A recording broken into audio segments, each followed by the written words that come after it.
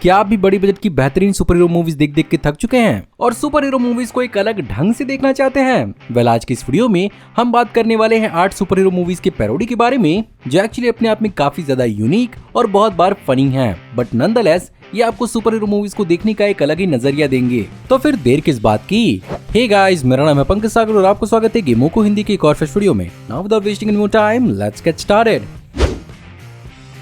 Super hero movies के fan हैं तो आप जेम्स गन को तो जानते ही होंगे, जो मार्वल स्टूडियोज के अंदर successful Guardians of the Galaxy franchise को डायरेक्ट करने के लिए जाने जाते थे। अब वो पूरे के पूरे नए डीसी सिनेमैटिक यूनिवर्स को ओवर से और क्रिएट करने के लिए रिस्पॉन्सिबल होने वाले हैं, जिसकी शुरुआत भी उन्होंने कर ही दी है। ओवरऑल उनका track record super hero content के मामले में काफी बेहतरीन रहा है, बट उनकी शुरुआत इतनी स्ट्रेट फॉरवर्ड नहीं थी और इनिशियली भी उन्होंने सुपर हीरो कंटेंट क्रिएट किया था, जिसमें उनके one of the earliest works हैं सन 2000 में रिलीज हुई द स्पेशल्स, जो बेसिकली एक्स-मैन और जस्टिस लीग जैसी मूवीज की एक पैरोडी थी। बट यहाँ पर दुनिया को बचाने के बजाय यहाँ पर ये सुपर हीरो खुद के साथ स्ट्रगल करते हैं और डेली स्ट्रगल्स के साथ साथ जेलसी, लो स्टीम और बहुत सारे वियर्ड मिक्स एंड मैच के साथ इस मूवी को एज अ कॉमेडी प्रेजेंट करने की कोशिश की गई थी। साथ ही साथ इसे इनिशियल एक्शन और सुपर हीरो मूवीज की सटायर के रूप में भी प्रेजेंट किया गया था। अल्टीमेटली इस मूवी का परफॉर्मेंस इतना बेकार रहा था कि इस मूवी ने सिर्फ और सिर्फ $13,276 ही अपने जमाने में कमाए थे और इस मूवी ने ऑलमोस्ट जेम्स गन के करियर को खत्म ही कर दिया था।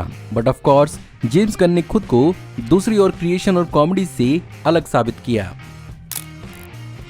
लेकिन इस मूवी से भी पहले एक cult classic parody superhero movie आ चुकी है जिसका नाम था द मिस्ट्री मैन, जहां पर ये कहानी बेसिकली एक वॉनाबी सुपर हीरो ग्रुप को फॉलो करती है जिनके पास वर्स्ट सुपर पावर्स थी, जहां पर बेन स्टिलर का मिस्टर फ्यूरियस इनका लीडर होता है और इस टीम में अजीबोगरीब सुपर हीरोज होते हैं, जैसे कि द ब्लू राजा जो फोक्स फेंकता है और द शवलर जो शवल के साथ फाइट करते हैं। और इवेंचुअली जब एक powerful super hero captain amazing kidnap हो जाता है तो इन्हें अपनी रिडिकुलस पावर्स के साथ दुनिया को बचाना पड़ता है, जहां पर यही चीज कॉमेडी बनती है। But despite being a cult classic movie, अपने इनिशियल टाइम में इसने $68 मिलियन के बजट के बावजूद भी बॉक्स ऑफिस पर सिर्फ और सिर्फ $33.5 मिलियन कमाए थे। और जैसा कि हर एक कल्ट मूवी के साथ होता है, इसकी पॉपुलैरिटी बाद में जाकर आगे बढ़ी। खैर, मैंने आपको जेम्स गन की कहानी बताई थी, वेल वो यही खत्म नहीं होती और एक टाइम था जब जेम्स गन एक्चुअली काफी डार्क मूवीज लिखा करते थे, जहां पर साल 2010 में उन्होंने क्रिएट किया था सुपर, जिसके अंदर द ऑफिस में ड्रॉइड का कैरेक्टर प्ले करने वाले रेन विल्सन इसमें लीड प्रोटैगनिस्ट फ्रैंक प्ले करते हैं, जो बेसिकली एक सुपर हीरो क्रिम्सन बोल्ट होता है और अपने दुश्मनों को बहुत ही बुरी तरीके से टूल्स की मदद से पीटता है और मार देता है। और ऐसा करने का यही रीजन दिखाया जाता है कि रे विल्सन की वाइफ उसे छोड़ देती है किसी और बैड एस इंसान के लिए, जो बेसिकली एक ड्रग डीलर होता है। ऑफ कोर्स ये मूवी कॉमेडी से ज्यादा ट्रेजेडी थी और एक फनी डार्क सटायर थी सुपर हीरो मूवीज और रियल लाइफ में वायलेंस को लेकर।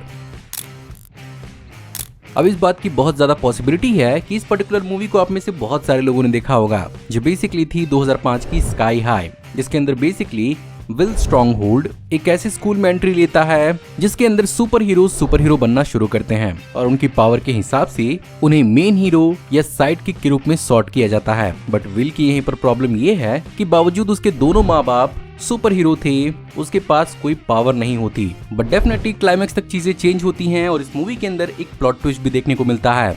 ऑल इन ऑल 2005 के हिसाब से भी ये मूवी काफी आगे की थी, जहां पर कई सारी सुपर हीरो मूवीज के स्पूफ को दिखाया गया था, जैसे कि सुपर हीरोज के ट्रेनिंग मोन्टाजेस, राइवलरी, पावर्स के इस्तेमाल को सीखना, वो भी हाई स्कूल ड्रामा और कॉमेडी के तड़के के साथ।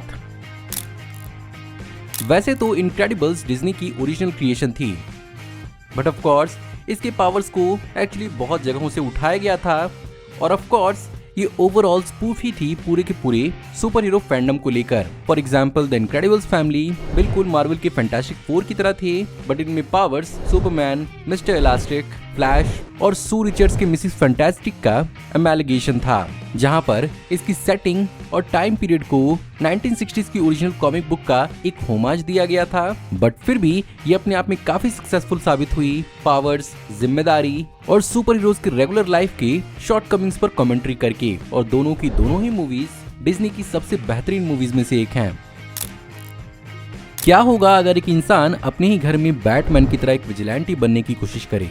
1994 की ब्लैंक मैन इसी चीज के ऊपर फोकस करती है, जहां पर डेमियन वेन का कैरेक्टर एक्चुअली एक नर्डी इन्वेंटर है जो खुद का एक लो बजट सुपर हीरो बनता है, वो भी अपने खुद के क्रिएटेड होममेड गैजेट्स के साथ। बट उसकी क्लमजी, ऑकवर्ड और नर्डी पर्सनैलिटी उसे कई सारी क्राइम फाइटिंग के लिए उतना आइडियल नहीं बनाती। इन्हीं सब चीजों से निकल कर आता है धमाकेदार कॉमेडी, जो बैटमैन जैसे विजिलेंटी सुपर हीरोज के ऊपर एक स्पूफ थी। डेफिनेटली इससे भी आप कोई खास क्रिटिकल और फाइनेंशियल एक्सपेक्टेशन नहीं रख सकते हैं और एक वन टाइम वॉच के लिए बहुत ही बेहतरीन है। खैर, अगर आपको पैरोडी में कॉमेडी ही देखनी है तो इसके लिए एक स्पेसिफिक मूवी भी है जो स्पेसिफिकली मार्वल फैंस को बहुत ज्यादा दर्द देने वाली है, और वो है 2008 की द सुपर हीरो मूवी, जो स्पाइडरमैन के साथ साथ हम स्पाइडरमैन फैंस का भी मजाक उड़ाती है। साथ ही साथ मार्वल के दूसरे कैरेक्टर्स जैसे कि फैंटास्टिक फोर और एक्स-मैन को भी इस मूवी के अंदर दिखाया गया है, और ओवर द टॉप और स्लैपस्टिक ह्यूमर के साथ इस मूवी के कॉमेडी को जस्टिफाई करने की कोशिश की गई है। तो आप भी टाइम टू टाइम अगर एब्सर्ड कॉमेडी का गिल्टी प्लेजर लेते रहते हैं तो ये मूवी आपके लायक है।